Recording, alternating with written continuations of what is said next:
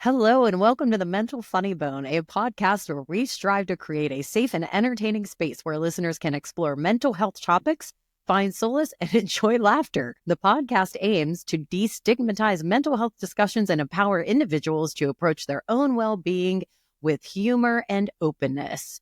I'm Sarah. And I'm Christine. And we are not mental health professionals or doctors of any sort. If you need professional mental health, you should dial from your cellular telephone. Is it dial? Do we still say dial? I think if you it's still your have mobile dial. phone. I guess, yeah. The dial, yeah. It just didn't seem right. Or check out our show notes. We have lots of links there that you can use. But please do not rely on us for actual mental health doctor stuff. Yeah, we can only make you understand that you're not alone and some of the shit is funny.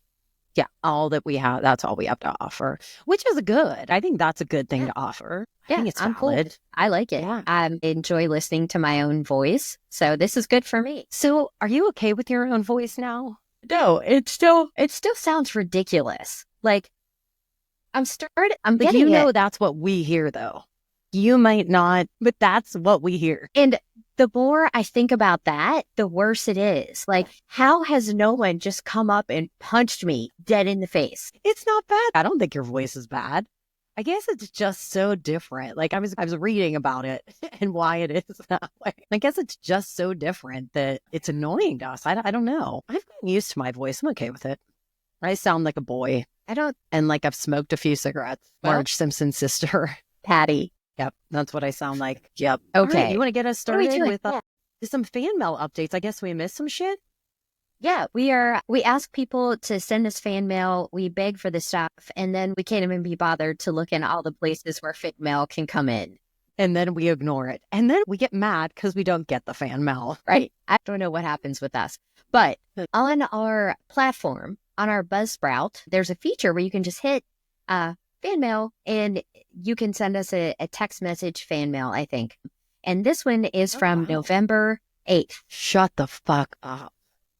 And it's me, Emily, has sent us a nice We're the text. worst. We are terrible. November 8th. What it is, that is a series of weeks. Is it my Emily with the IE? Yeah, it's me, Emily. I've talked to Emily, I don't know, 17,000 times since November 8th. Not acknowledge this in any manner whatsoever. She's probably been like, what a dick. I go through the effort of putting this here. I'm going out to lunch with her next weekend, so I will definitely mention it then. But anyway, go ahead. Emily mentions how the December tourney outdoors and heated items feels like she's a teensy bit her recommending those items. She hates that you're in Lancaster while they have to go to Richmond. Yeah, that happened already. Yeah. And the Milan Bubble in West Virginia, that place is the worst. And I couldn't agree. Have you gone there? Yeah. This is where, I can't remember if I told the story, but no one told me. It sounds familiar. Nobody told me it was cold. So I was there in like a sweater and jeans. It's like the sunburn in the Rose Bowl. Why would I need sunscreen? I'm in the Rose Bowl. Why would the kids need to dress warm? We're inside. I was like, oh, because we're in fucking West Virginia. That's why. Yeah. And then I had to borrow all the warm clothes off the moms that care and pay attention. Olivia had on half a glove. She's the one mom's, I have an extra sock. Yeah, I've definitely heard this. And Olivia's playing with socks on her hands. Could my kid wear one of the socks? And we're both awesome and amazing. She loves us. And now she wants Cinnabon.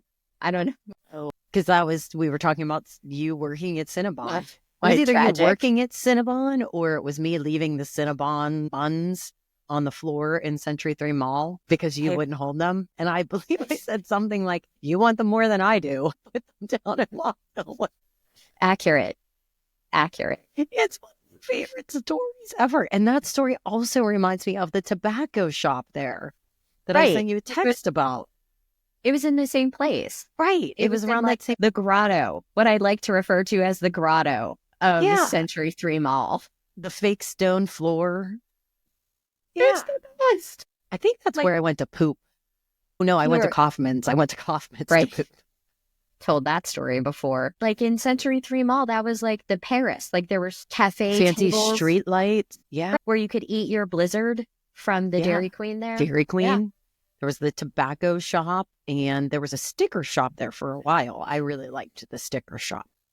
Oh, we had to buy stickers all the time. I Mhm. don't think kids Yeah. these days really appreciate I don't stickers as think I much as had we a did. sticker book though. Like I feel like all my friends had fancy sticker books, and I was just in there buying stickers and putting them on my door and shit. Every Put them on surface that every didn't move. mirror that would piss mommy off. Oh, another She's in there. fucking mirror. I'll be able to get that sticker off.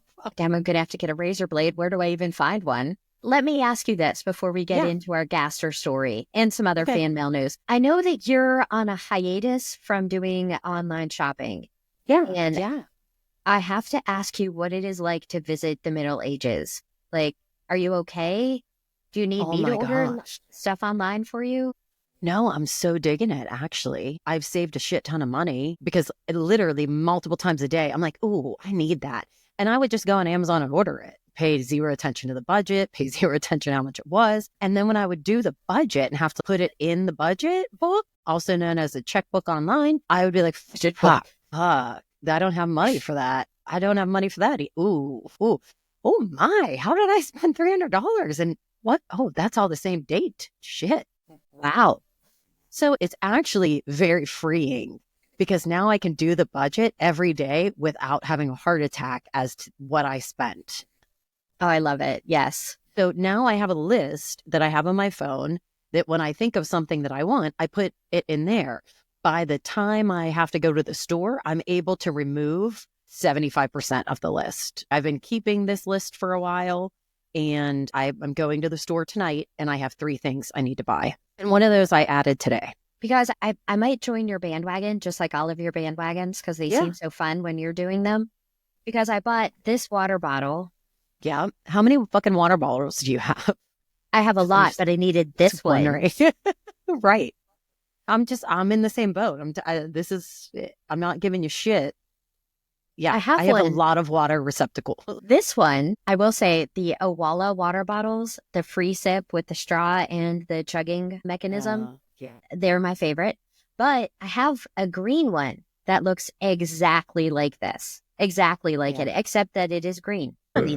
Yes. Excuse me. The way that echoed in my headphones. I feel like I haven't given a good one of those. I'm cutting it out. Oh, no, you're editing. No, leave it in. I'm editing this one. Woo! Yeah. You're not looking at me. Woo! Yeah, I see you. Yeah. Okay. I highly recommend. And I'm not online shopping because I'm boycotting anything. I don't give a fuck. I am not online shopping, so I can not spend the money. Like, this is the legit reason. I think it's a good idea. It doesn't matter. It doesn't matter how much money you make or you have. It is nice to keep the money rather than spend it on $30 water bottles that you do not need. I hope David listens to this because I explained to him how much I needed that water bottle. I get it. It's white.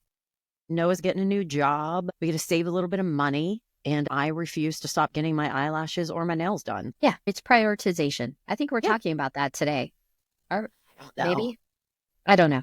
All right. Other important in-mail notes. Jamie R. sent us a note and said that we can call her Rudder on the show. Oh, that's awesome. Jamie Rudder. Woo! Yay, brother. Oh, it feels so good. It feels so good. Thank you, Rudder. So liberating. Oh, thank God. Jamie Rudder, Jamie Rudder, Jamie Russer. Rudder. Can't even get it right. Can't even get it right. And one final note, Kim D, have you checked on her? Can she come back, please? Yeah, I believe that you owe her an apology and she'll come back. Kim D, for whatever shitty face I made or expression or however I said Kim D, I didn't mean it. And I want you to come back and I miss you. And it was probably because my medicine ran out or I was hungry. I can back that up. Might have been a combination of both, which is fucking lethal. My God. I don't take the medicine until later in the day now. Like very agreeable right this moment. I like it. Yes. Because I'm asking somebody else to do something for me. Kim D, come back and tell us how much you love us. Kim D, we miss you and your potato drawings. All of it. All of it. Okay. All right. What are we doing? Our Gaster story. Yeah, what is it? I mean, I'm excited because I don't think I looked. You didn't if look? I did, I don't remember. Piano lessons. Oh, that piano. I don't remember. Yeah, I remember the piano. I didn't take the lessons. Nope. I took the lessons. Think I just banged on the piano like animal. That is why you were a little younger. I was probably 5th grade. So how old were you? Like 10? You're maybe kindergarten. You're probably 5. Can you hold that thought real quick? Yes, Owen. Yeah. Okay, Oh my go ahead. God. I'm sorry. Piano lessons. Me banging Piano on the lessons. piano. 5th grade. So I was in 1st grade? Kindergarten? Yeah, I want to know. I'm trying to remember because I wanted to take piano lessons and I took them when I was really young. Your mom told everyone like how young I was taking piano lessons. Like I was a prodigy. You were going to be a prodigy for sure. I may have been 8-ish. Let's say 8. I'm sure you were like fucking phenomenal at it because you just refused to be anything but, which is amazing. We're going to talk about that in a minute. Oh, I can't wait. I think I was 8. The problem was I had real tiny hands because I'm real tiny.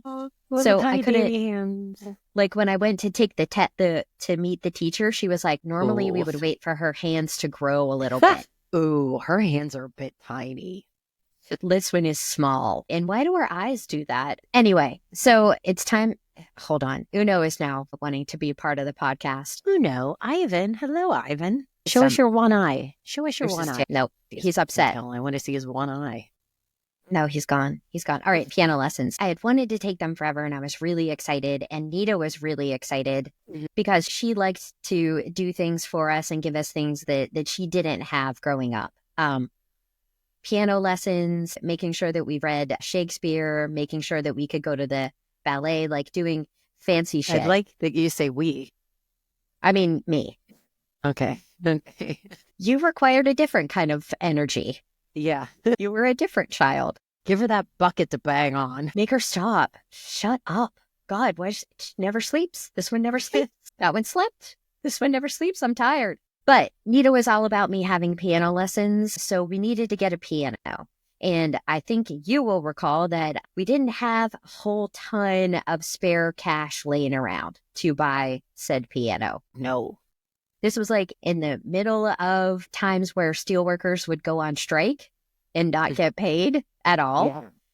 Yeah. Oh. So we didn't have a times. shit ton of money. But I recall that your dad took us to the fancy piano store. I remember the piano store. I feel like everything has a smell. Every time you say something, I say, I could smell it. The piano store had a smell. There was a smell. I believe. Or was that the billiard store? Or were they the same thing?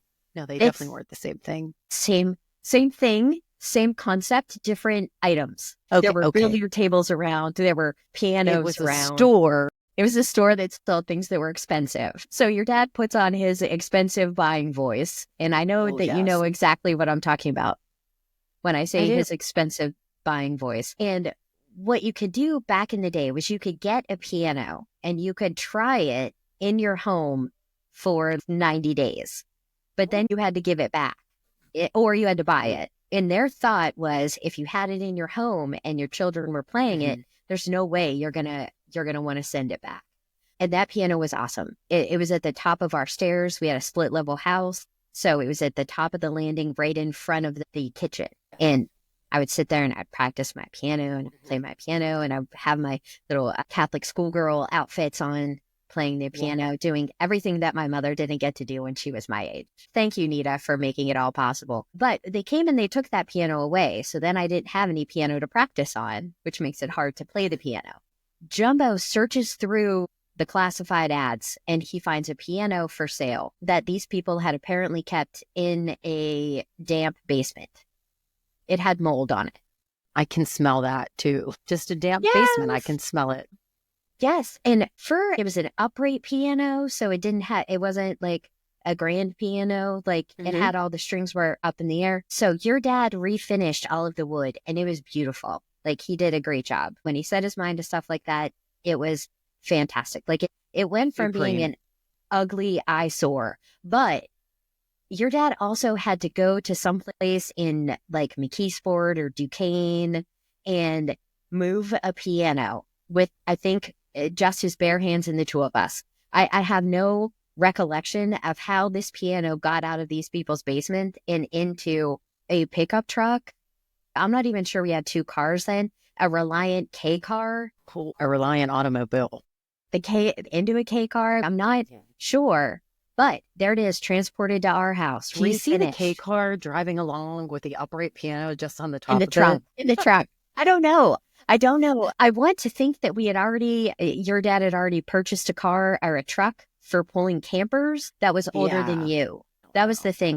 This was a truck from the 1970s, 60s, maybe. Anyway, so we get it. Jumbo restores it. It looks beautiful. I'm super happy to play it. And the guy, it needed tuned. Obviously, it needed new strings and needed tuned. And Needed the guy that came to tune the piano was a blind guy. And I thought that was the most fascinating thing on the planet.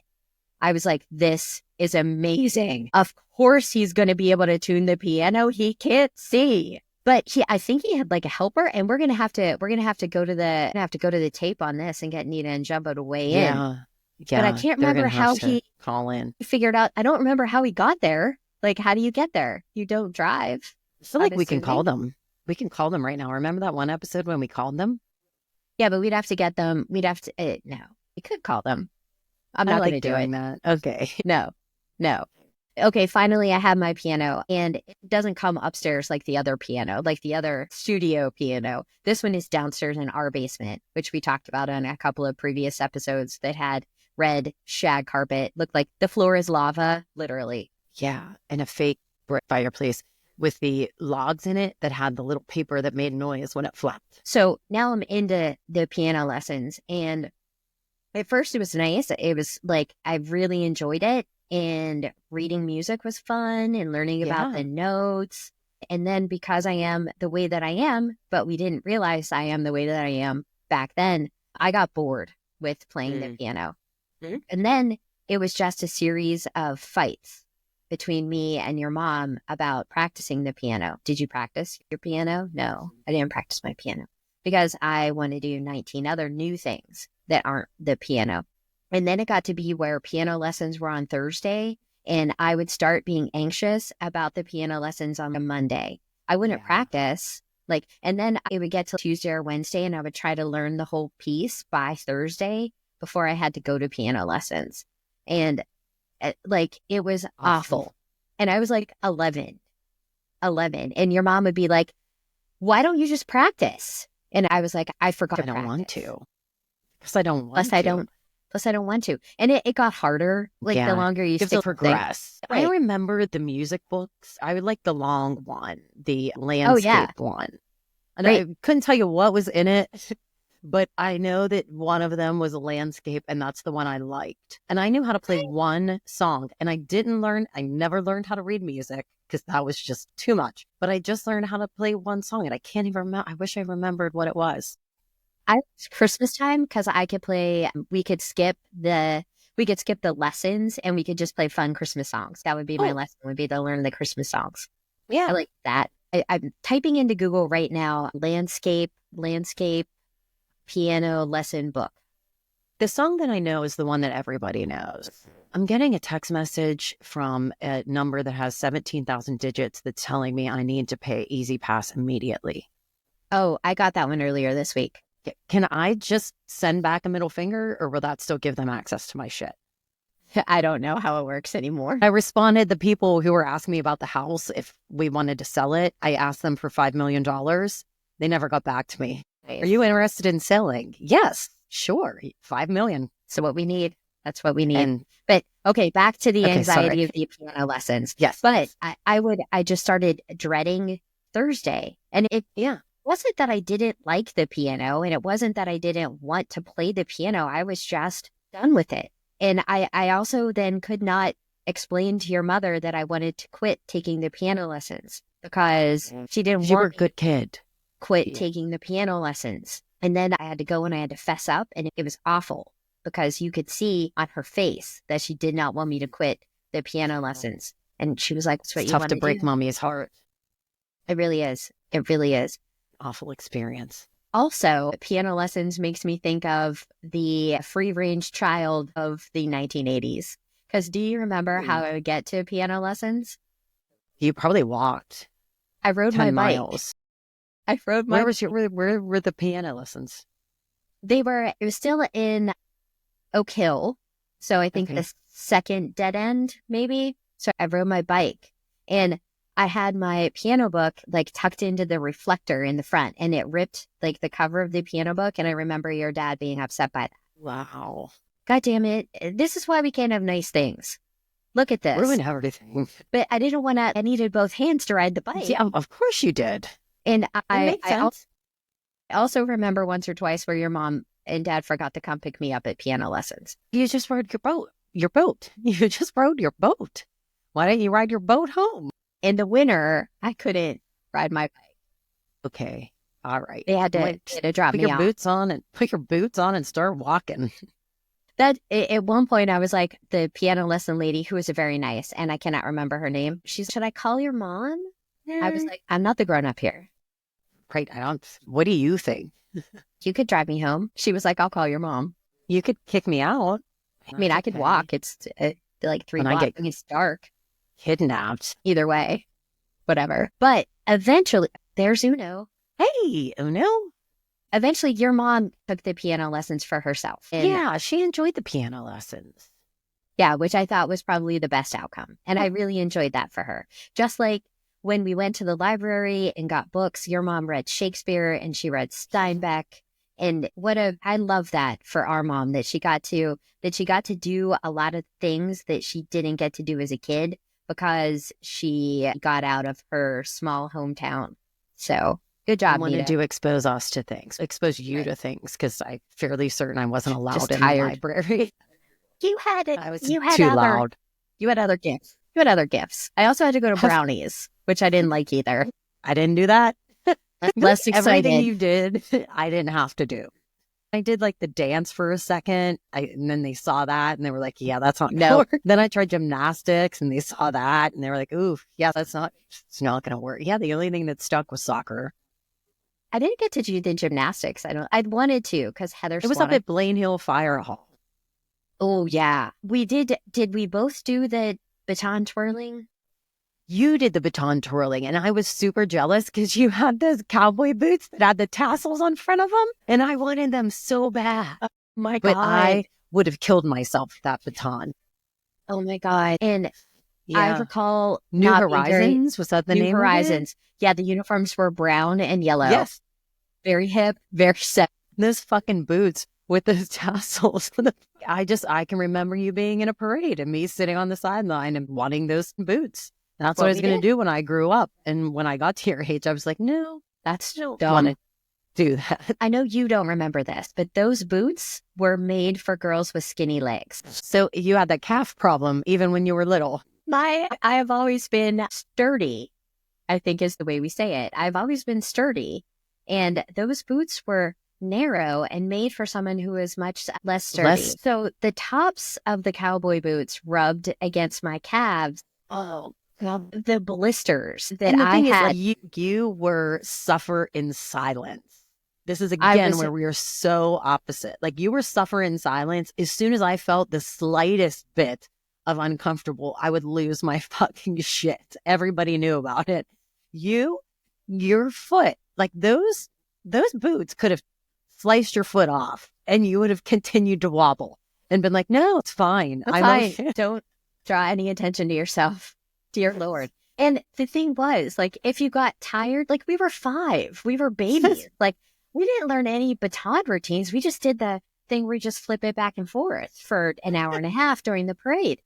You were definitely older than 5 because I remember it. Okay, yeah. It was right around But, the yeah. same time. We weren't doing nothing was catching on fire. No one was Yeah. flipping or anything. We weren't letting go of them. We weren't throwing them into the air and catching them. If you got tired or you just didn't want to do it anymore, they had a little cart and they would put you in the cart and you can I ride in the remember the cart and wave.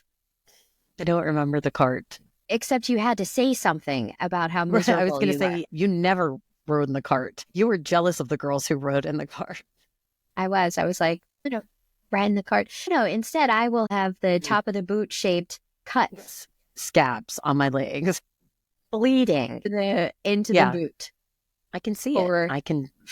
For sure. I read a quote today that said, in some parts of our mind, we measure the depth of our love by the amount that we will tolerate. Yeah. And I was like, I need to get that tattooed right on my goddamn chest. Or on your feet. right over that blister, right over that scar. Depth of how much I love these shoes. How much I will tolerate. My love All for of these my shoes is in Blood, no problem. I'm not scared. Good. So yeah, thank you, Nita and Jumbo, for doing all of that to make sure that I could take piano lessons, even though I didn't appreciate it at the time. And I'd like to note, like we mentioned earlier, the striking of the steel workers and how they wouldn't get paid and shit like that, and how we didn't have a lot of money. The thing is, Nita and Jumbo were such great parents. I don't know about you, Christine, but I never had a fucking clue that we didn't have money. Never. We went and got food stamps, and I still I didn't know that wasn't normal. I was like, yeah, all right, fine. I don't give a shit. Awesome. Do we get to go to the store and get fucking Fruit Loops with that? Awesome. Great. Sounds great. Yeah. I never had a clue that we didn't have money. I never felt a lack of anything. I think the only time was probably one of the last times your dad went on strike. And I had to be like 12 or 13, like junior high age. And I wanted to go roller skating in Industry. And I had to collect enough coins to make that possible. I think it was like $1.25 to get in and $1.25 to rent skates. So I had to go through and collect a bunch of quarters and then call somebody and be like, hey, I have $2.50 of change. Can I go now? That is the extent of it. Yeah, we never wanted for anything. We never. Nope. I never felt like we were any less than anybody else. So again, good job, guys. Well done. Love you guys. Well done. Amen. All right. Are we moving on to the book now? We're moving on to mental wellness in chapter 9. Okay. We're going to cover chapter 9 and 10 of the first rule of mastery. I don't know about you guys, but personally, I have never really wondered about how the brain perceives reality. Like I was just like, yeah, it does. Right. I guess I'm just naive that way. Like I just don't think about some of that stuff. Amazingly enough, it turns out it's not quite as simple as that. It's not quite as simple as it just does. Our perception isn't just passive observation. It's a really complex process. Who knew? And that complex process is shaped by our beliefs and experiences. The brain doesn't merely register what's in front of us. It actively constructs our reality through a filter of beliefs and expectations. Again, I was like, what? I thought you just saw it, right? I don't know. Isn't just what in front of you. But no, it's influenced by the context, by past experiences. And what's amazing is it's also influenced by what we think is going to happen next. And one thing I thought interesting, if you think about it, when you get new information, when new information comes your way, our brains aren't saying, come on in, let me look at you from all aspects. Let me look at you super neutrally. It doesn't really work that way. And another surprise for you is we are not big fans of surprises. Our brains don't handle that well. We like to be little predictive machines and constantly guess what's going to happen based on, again, our past experiences. So in this chapter, there were a couple of stories about perception. Did you read the chapter? I did, yeah. Okay. So the first one, maybe you can help me because I don't understand it. Okay. Okay, good. It's the dress one. Do you know what I'm talking about? So it's the dress one that goes viral. The mom sends her daughter 2 pictures of dresses for the wedding. And the daughter's, oh, did you pick the white and black one? And she was like, no, I picked the red and blue one. And it's this same dress, but they both see it. Somehow this ended up on Ellen. It started a big debate. So many people saw blue and red or whatever the colors were. And other people saw the white and black or white and gold or whatever the other colors were. And it went viral. I still don't understand that. Like to me, a color is a color unless you're colorblind. And I don't think they're colorblind. Was that explained more and I just missed it or? There was like a sentence about it because I had the same thought while I was listening to that story. I was like, how is the brain? I don't. Like, I get the story, like, it's about perception, and I, like, thank you for that story. But during your telling of the story, I am distracted by why do we see 2 different things? Yeah. Like that, here's why. My shirt here is pink, but if I turn off my monitor, if I change the lighting, the color of my shirt changes a little bit. It's still pink. But you can see the difference. If I hold this bottle up here, it's real white. But it's actually pink because there was a little bit of a pink shadow from your sweatshirt. But the way the light hits it has a big impact on how you see that color. And there are some colors that are more affected by that than others. And it turns out coincidence of all coincidences. It is that sort of color combination that changes depending on the light that hits it and the way that you've seen that color combination with that amount of light before. So it's fucking nuts, right? It's fucking nuts. It's right. I So don't- your brain makes an assumption that either there's a lot of light shining directly on that dress and it's all washed out in white, or your brain makes the assumption that it's deep in the shadows, and that's why you're looking at two different colors. It's fucking baffling. It's so baffling to me. Like when you look at a flat image, picture this in your head, like a paper plate with different sections. Are we in Sicily? I'm just wondering. I'm picturing it as it's not. Okay, go ahead. 1942.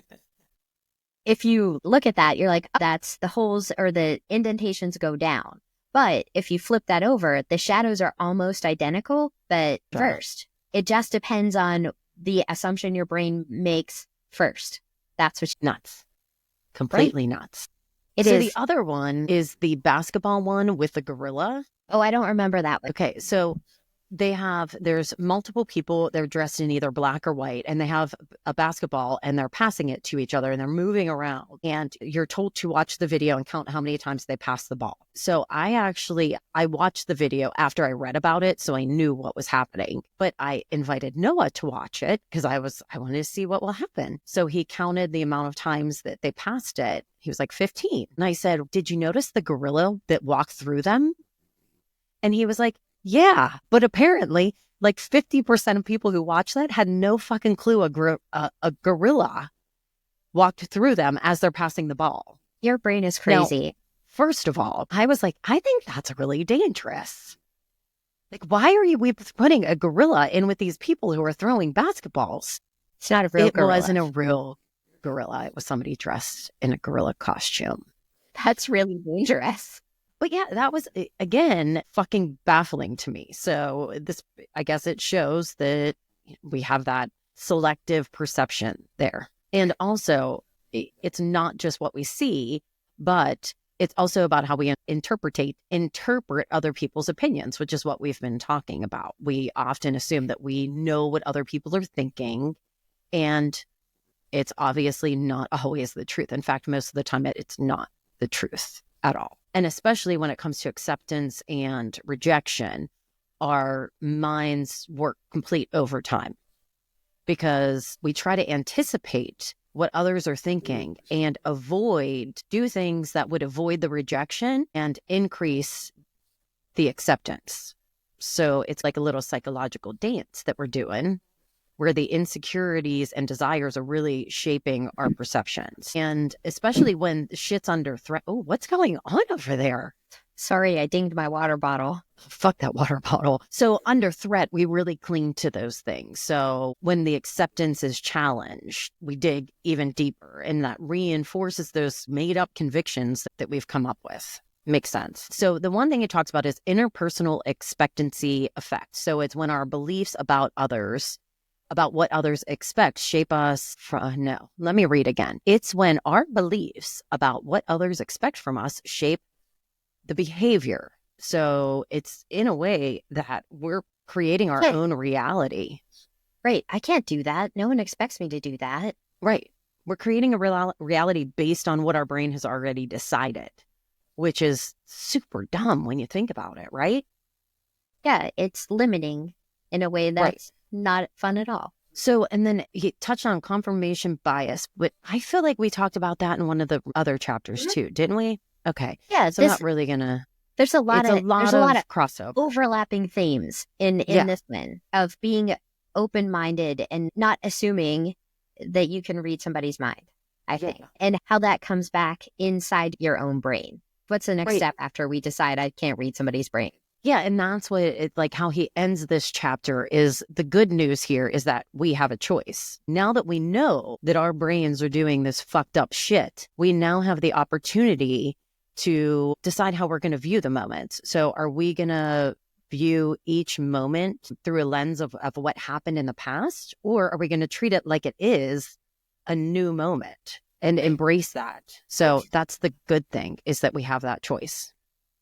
It's This conversation feels really familiar because I think we did a lot of talking about perception when we were talking about meditation. Sorry, you have to cut that coughing out. When we were talking about meditation and how the lights on the Christmas tree are lights on the Christmas tree only because my brain perceives them as lights on the Christmas tree. Like, the way that we interpret what's happening to us is really filtered by what our brains think about that piece of consciousness. And it's the same thing here. Like, we think that we're expected to do X, Y, or Z because it's something in our past has said you can only do X, Y, and Z. Don't do that unexpected thing because no one will like you. And then don't wear that pair of socks. Beethoven, don't tell everybody you're deaf. Beethoven. Did you know that Benjamin Franklin killed Beethoven? Say what? No, that's conspiracy theory. It might be. Benjamin Franklin invented a instrument called the harmonica or glass harmonica. And you would take the glasses and fill them up with water and do this swirly thing on the top, except he turned that into an instrument somehow. And the glass was always full of lead. Beethoven liked the instruments and he played it all the time, and then he died of lead poisoning. Benjamin Franklin killed Beethoven. Wow. Bit of a stretch, but there you are. History fact. Feel free to omit. Really interesting. It's almost as, wow, really? As when I found out John Holmes killed somebody or was involved in a murder. I was like, so what? I was like, wait a minute. Anyway, so here was my nugget of truth from chapter 9, that you can change. You are not necessarily locked into a behavior. People can change. People are not necessarily going to do exactly what you think they're going to do based on your brain. And if you approach things with an open mind, you give yourself more options, which I think was the fundamental thing that Jumbo wanted to leave us with growing up as children. Give yourself options to grow and be the person that you want to be. And finally, just because it is doesn't mean that it always has to be. So you can continue to take in new information and you can continue to say, the hardest part. I don't think that everyone will hate me because I'm deaf. And even if they hate me, I just am deaf. So just what it is. I'm not going to that's the hardest worst. Part. Yeah. Again, all this shit's hard. It sounds easy. Oh, yeah. Beethoven, really get yourself out there. Don't worry about your career. It's fine. You'll be fine. It's not my career. Go get yourself that instrument that'll eventually kill you. You're fine. You'll be best friends with Ben Franklin. Do you know Ben Franklin? Yeah, let me introduce you. I thought Beethoven was like hundreds and hundreds of years before Ben Franklin. I think that is maybe the ages of people around that aren't my age. It's kind of like geography to me. Zero concept. Zero. As far as I'm concerned, any president before Reagan, they all lived at the same time. I don't fucking know when they lived. Maybe before Kennedy. I feel like I maybe knew around then. But before that, fuck, I don't know.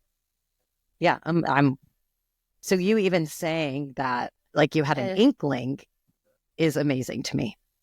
Things this podcast is good at, not geography, not history, not accurate fact checking. None of this. No, I did our last live podcast today with Dan Harris, and who was on? What's her name? Because I really liked her. So I'm going to look up her name. Her name is Sharon McMahon. Are you aware of Sharon McMahon? So she's a history lady, and she was fucking spectacular. I have absolutely no idea why I started talking about it. None. Right, because we're bad. We're bad at history. Oh, yeah. Bad at history. Because she was talking about history, and I so badly wanted to comment. Damn. I wish I paid attention to history like before the last few years. And that's all the history we're paying attention to. If it happened in the 90s. Wish I was paying attention to Mr. Kokenar. Damn it. Oh my God. Anyway, all right. So let's move on to chapter 10, because chapter 10 is it was very interesting to me. The name of the chapter is Social Beings Masquerading as Separate Selves. So it starts out with a prisoner's dilemma, which in essence is where you're in a high stakes game and your outcome depends not just on what you do, but what somebody else does. It's like a psychological tug of war. And you have to decide whether you want to make that selfish decision that's going to maximize your personal gain at the expense of the group, or Do you act cooperatively to strengthen the collective, even if that means giving up a little bit of your personal advantage? Prisoner still, it seems to be named properly. And most people, I am just shocking you guys with the facts here today. Most people go the selfish route. Amazing. So this chapter really talks about how we're not individuals who have learned to be social. We are actually social animals who have learned to identify as individuals. Our biology, our emotions, even our survival instincts, we're all wired for connection. And yet we live in our culture that promotes the independence, self-sufficiency, and individual achievement over that collective well-being. Christine, you have your hand up. I wanted to talk just a tick more about the prisoner's dilemma. Yeah.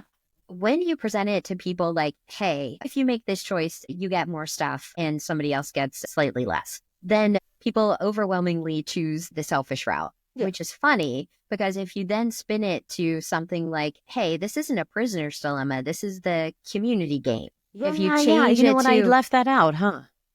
If you change it to that, if you turn it into something that is designed to foster social connections, if you remind the dumbass human brain that we are in fact social, then he makes a different decision.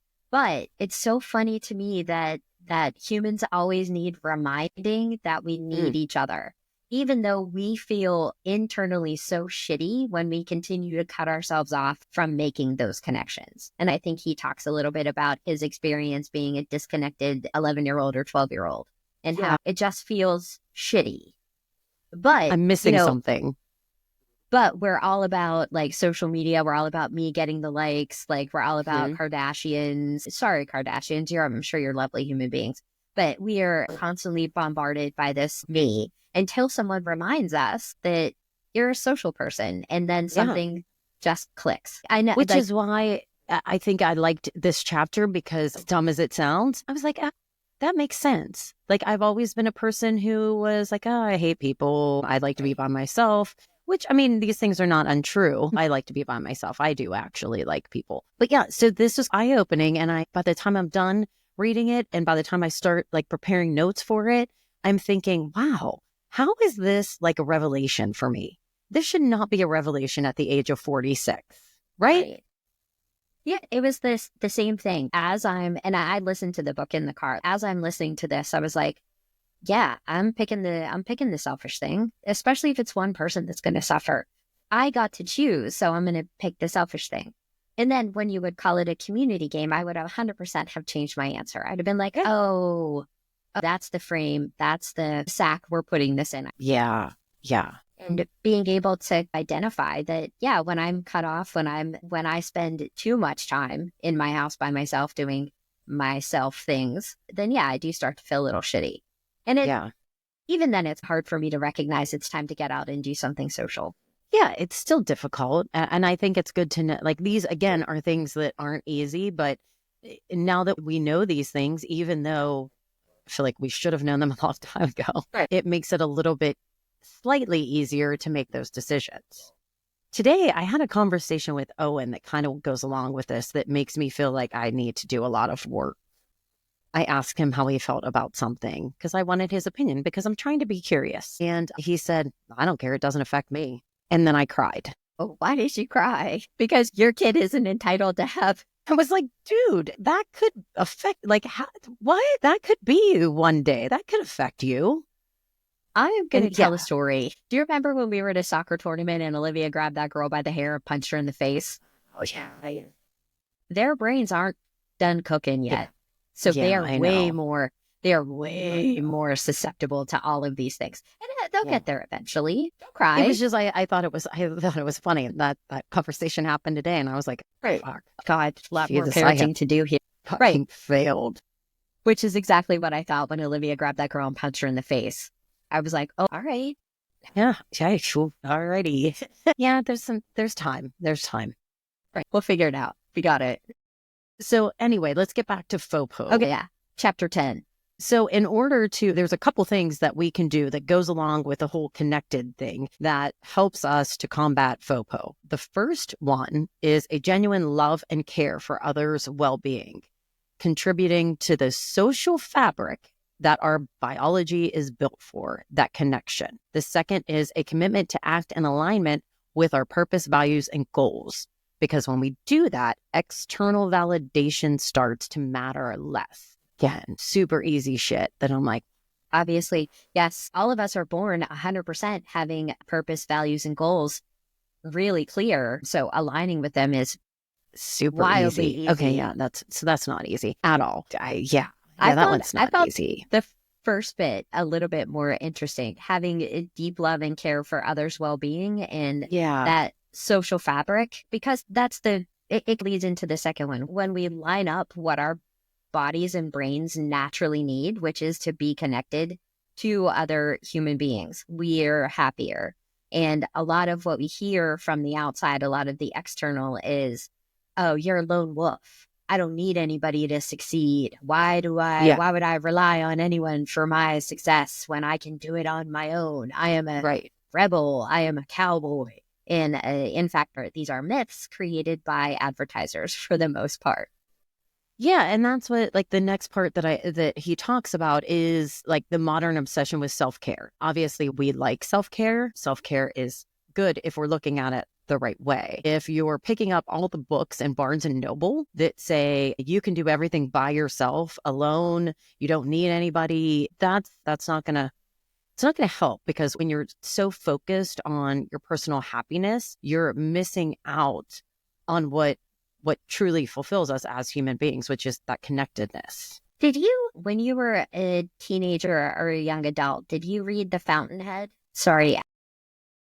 I didn't start reading until I was 31. And it was Twilight, I remember. And it was Twilight. I just watched those movies this weekend. Go ahead. Ayn Rand wrote The Fountainhead. She's a mid-century philosopher, right? And her philosophy is, if you are constantly and working in your own self-interest, you will benefit society. But you have to be working in your own self-interest all the time. Like how we talk about doing good deeds just to do good deeds, and how we do good deeds to make ourselves feel better. Like when I'm reading this, I'm like, I have my Fountainhead philosophy. And this is why I asked you if you read it when you were like a teenager or a young adult, because that's usually when people find it, because they're like, this tells me I can be a complete shithead and still be a productive member of society. And that's not quite what it's saying at all. It turns out that the guy in the book is a shithead, but he's also it's the crux of the book, is that this guy's an asshole. He's a Frank Lloyd Wright-esque kind of guy. And he's constantly looking for projects to do that feed his need to create, which is that need to expand. Yeah.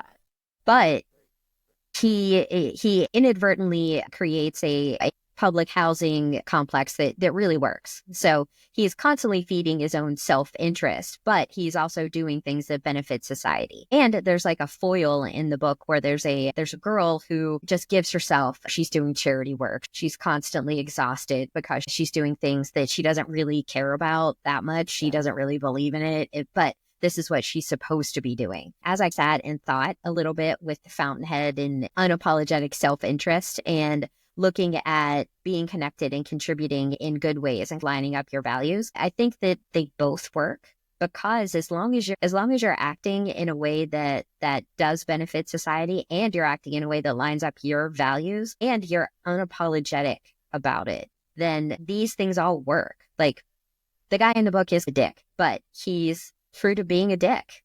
Do you know what I mean? Yeah. He's creating those connections with a very specific few people who can take his work and make it work for the masses. So you get that. To me, he's doing all those little things. Like it ends up to be that cycle that kind of goes back to not being fully sustainable. And yeah, in his case, which I'm sure, like you said, it happens, that these good things do happen. And then you go to the woman who's just doing things because she thinks that's what she's supposed to be doing. That's where you need to find that connection to make it more sustainable, the connection to your purpose. And then to me, that's where the self-care that we want to focus on comes into play. Because if you're just doing shit to get your wheels running and that's exhausting you, it's not going to really be the best for anybody. Yeah, there is a level of self-care we have to take. I guess it's kind of cliche, but we can't take care of other people if we're not taking care of ourselves. Yeah, there's a lot of contradictions that you could create from this chapter, going back to lining up what you're doing with who you are and your values. And that may be, and I think he gets more into this later in the book, hopefully, being able to identify when something is feeding who you are inside and when something is draining you is one of the ways that we take care of ourselves. Like, I don't have to be a part of every community. I don't have to be a part of communities where people think I need to be a part of. I don't have to be a PTA mom if that's not feeding me. I don't have to run the soccer clubs because it's not a good fit for me. That doesn't make me a bad person. That makes me aware of what feeds my personality. And the same, I don't know, maybe this doesn't go in with it, but like the same on the other side of it, I feel like I say, yeah, I'm on the booster board. And people are like, why would you do that? Why do you get talked into that stuff? And I'm like, because no one else wants to do it. No, I do it because I actually do enjoy it. Like it. I enjoy being a part of that group, and I enjoy that what I'm contributing is helping that group. And we shouldn't just immediately be like, oh yeah, because we had to. It's not really what it's about. Yeah, and I think and you're probably going to get a little more into some of these things as we talk more about the chapter, but always feeling like you have to prove yourself to other people. I'm not on this thing because I have to prove myself to somebody else. I'm on this because I think I can do a good job at it. I'm doing this because I think that I want to take care of whatever it is that needs to be taken care of. We're independent people that need other people to socialize with, to talk to be a part of something bigger than yourself. Right. And I think that's also one of the keys from this chapter that I wrote down, is that having something beyond ourselves means that we're able to look beyond that external validation. Like, I don't need this group to validate me. I don't need this group to tell me I'm doing things right. I need this group to see me as who I am. And I think that is the trick. I don't need the group to validate me. I need the group to be a part of. And that's the next thing on my list here to talk about is imposters. No, that's okay. No, it's perfect, because this is how it should be. This is the shit we should be talking about. So he talks about imposter syndrome, which I know that both of us have thought ourselves plenty of times. And he just notes here that it's exhausting. It's exhausting always feeling like you need to prove yourself to someone else. And really, when you're focusing too much on proving your own worth, you're actually like shifting from that collaboration to competition, which then obviously is going to go nowhere as far as the greater goal as a group. I can't let them find out that I'm not as good as they think I am. Yeah. 100 times. Yeah, I think we even talked about it a couple weeks ago. So me at work being like, oh, it's fine if I'm second. I'm just always going to be second. That way I don't have to worry about anyone figuring out that I'm not really as good. Right. I don't have to try to be first. It's fine. I'm fine. I'm always going to compete and be second. Yeah. Or I could just be who I am and do the stuff that needs to get done, and everything is much easier in my stupid brain. And that's the thing, is we cause ourselves so much grief. Man, we fuck ourselves. Like, I've been fucking myself over for 46 years. And I still do it. I don't know why. I still do it. I did it yesterday. I asked Noah a question, again, trying to be curious. And then he said, like, his response. And I was like, all right, never mind. That wasn't right. Never mind. I was doing it again. I did it today several times. I guess the difference is we're working on it and becoming aware of it. Being aware. Yeah. Again, mindfulness, looking at it and being like, hey. Yeah. That's a thought. Here you are. You can feed it or you cannot feed it. So you choose. So I think you touched upon this about the real question is, are we independent people who happen to associate with one another? Or does real meaning come from being in service to something bigger than ourselves? And really, if you think about it, at the end of the day, no one does it alone. Like, truly, you might think that you've done it all by yourself, but I still feel like there's something else there. And especially, you're not going to do it to the best of your ability, maybe, was what I'm trying to say. If you're just relying on yourself, you could be a little bit better if you get into that collaborative swing of things. And when we're talking about something bigger than ourselves, we're not necessarily talking about the entire connected universe. Yeah, like, we're not ending world hunger. Like, for me, something bigger than myself is making sure that the shit I do at work has as a connectedness to all of the other people that do the same job I do. The way that I find this at work, the way that I'm happiest at work is if I'm like, hey, I did this thing and it worked out really great. And if we do this, I can see 3 steps down the line where this is really going to benefit all of us. And whoever wants to take credit can take credit. Yeah. But I want us collectively as a group of people who work in this organization to be able to do things better. So I am going to take my ideas and share them with you. And that's when you move beyond, when we take a purpose that moves beyond ourselves, we're really getting into a deeper awareness of the interconnectedness. And that pretty much wraps up the chapter, embracing the fact that we're not separate beings, that we need to start embracing the fact that we've always been social beings and having that interconnectedness, and we can do more. Yes, I think that getting back to purpose-driven and performance-driven, right? Like the performance-driven dynamic just pushes you to compete with the people next to you. Like the performance-driven is always measure, compare. What if I win this, then I'm going to be good enough. If I beat this thing, then I'm good enough. Where the purpose-driven and more of the connected kind of spirit is, how can we all make this work? Like it pulls out, I don't have to compete against you because fundamentally I know what's important to me. And what's important to me is maintaining some connection with the people around me. And if I can strive to make everybody around me a little bit better, then I automatically get better. And you don't do that by just doing what you think will please everybody else. It's not being a people pleaser. It's working together. There's a huge difference between being a part of a group and contributing in a way that makes sense by providing different things than everybody else is providing, than being a part of a group and just being like, I'm in the cool group. It's a big difference. I must maintain my space in the cool group. Where if you're striving to always maintain your space in the cool group, if you're volunteering because somebody feels like you have to volunteer and you're making like 85 knitted hats and you don't feel connected to those little hats, then your connectedness isn't the way that it should be. You're still looking for that external validation rather than finding what drives you in that group. I have 2 more questions for you. Okay. These are off topic. So we've concluded our chapters for today. Next time, you will be tackling the last section that we have to look at in the book, which is redefine. Yay. So I was telling someone about chicken and zoobies. For anyone who hasn't heard, our mom used to call our vaginas chickens and our boobs zoobies. She sometimes called our teeth zoobies too, so it was confusing. I feel like I've asked the question, and I don't know if it's one of those where I ask the question and I just don't care about the answer enough to remember it, or if we've never asked the question. Like, where did these 2 terms come from? Nita's head. Okay, so we need to ask Mommy, like, where was this from her childhood? Now, I have a theory about the chicken and the fact that the hoo-ha looks a bit like chickens. Okay, we're done. I don't give a fuck about zoobies. I'm done. I can't talk about it anymore. All right, everybody, we're going to wrap it up, and we have a little closing tagline that we're going to start using. It's not just don't forget. No.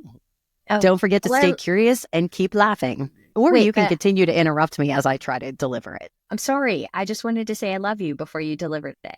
Please deliver. Yeah, I was going to do I love you after the delivery. Oh, I didn't. Okay. Don't forget to stay curious and keep laughing.